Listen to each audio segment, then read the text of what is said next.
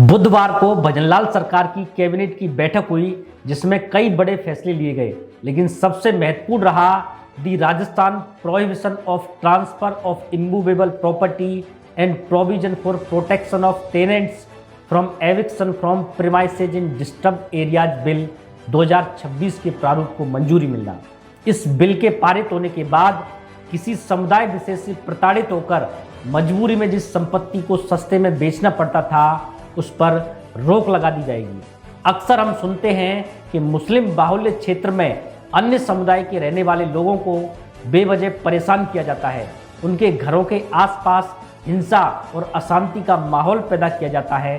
शाकाहारी हिंदू परिवारों के सामने मुर्गे और बकरे काटे जाते हैं, उनके त्योहारों में अवरोध पैदा करते हैं, धार्मिक यात्राओं को निकलने नहीं देते हैं, छोटी छोटी बातों पर बड़ा विवाद खड़ा कर देते हैं और शोर मचाते हैं।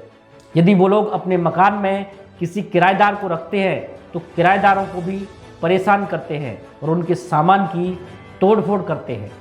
ऐसा करने के पीछे इन लोगों का साफ मकसद रहता है कि हिंदू लोग उस क्षेत्र को छोड़कर चले जाने पर मजबूर हो जाएं और मजबूरी में अपनी संपत्ति को औने पौने दामों पर यानी सस्ती कीमत पर बेचकर जाएं। लेकिन भजनलाल सरकार ने इसके खिलाफ बड़ा फैसला लिया है। अब सरकार ऐसे क्षेत्रों की पहचान कर उन्हें अशांत क्षेत्र घोषित कर सकेगी। एक बार अशांत क्षेत्र घोषित होने के बाद उस क्षेत्र में किसी भी अचल संपत्ति की खरीद फरोख्त नहीं हो सकेगी। अगर कोई खरीदना या बेचना चाहता है तो अथॉरिटी अधिकारी से अनुमति लेनी होगी। यहाँ अथॉरिटी अधिकारी जिला मजिस्ट्रेट होगा। अधिकारी जांच के बाद यदि अनुमति देता है तब ही संपत्ति को खरीदा या बेचा जा सकेगा, अन्यथा अचल संपत्ति के हस्तांतरण को अमान्य एवं शून्य माना जाएगा। साथ ही इसमें विशेष रूप से वित्तीय संस्थाओं को रहन रखने, लोन लेने पर यह कानून लागू नहीं होगा।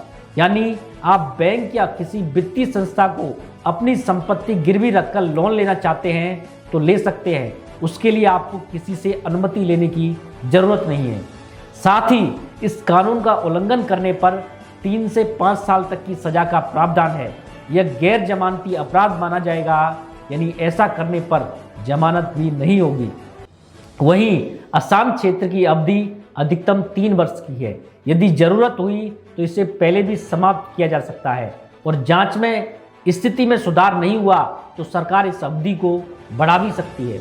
इस बिल में अशांत क्षेत्र में रहने वाले किराएदारों के अधिकारों का भी संरक्षण किया जाएगा। संसदीय कार्य मंत्री जोगाराम पटेल ने कहा कि कई क्षेत्रों में दंगे, भीड़ द्वारा हिंसा की स्थिति बनाकर अशांति उत्पन्न की जाती है, जिसकी वजह से कुछ लोगों को अपनी संपत्ति को औने पौने दामों पर बेचने को मजबूर होना पड़ता है। उसी को ध्यान में रखते हुए ये बिल लाया गया है। इस बिल में सरकार को ये अधिकार होगा कि अगर किसी एरिया में दंगे, भीड़, हिंसा, तत्समय कारणों से लोक व्यवस्था प्रभावित हो रही है अथवा जनसंख्यीय असंतुलन को प्रभावित करने वाला इम्प्रॉपर क्लस्टरिंग होने पर उस क्षेत्र को विशेष डिस्टर्ब एरिया अशांत क्षेत्र घोषित किया जा सकेगा।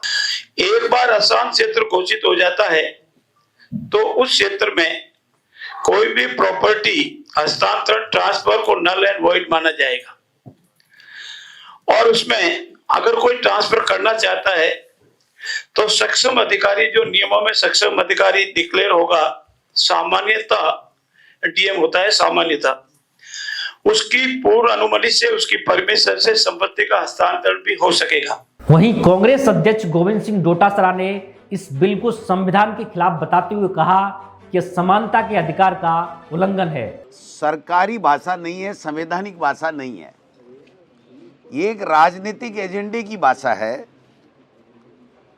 संवैधानिक भाषा ये हो ही नहीं सकती। मैं ये कहूं तो ज़्यादा ठीक रहेगा कि सरकारी गुंडागर्दी को वैधानिक अमली जामा पहनाने का एक कुप्रयास है। भजनलाल सरकार आगामी विधानसभा सत्र में इस बिल को विधानसभा में पेश करेगी और विधानसभा में पारित होने के बाद यह कानून बनेगा। अंत में मेरा एक सुझाव है कि इस बिल का नाम इतना लंबा और कठिन है कि इसको पढ़कर भी बोलने में मुश्किल होती है। अगर इस बिल का नाम छोटा और सरल होता तो ज़्यादा बेहतर होता। दोस्तों, इस बिल को लेकर आपका क्या सोचना है, कमेंट में ज़रूर बताएं।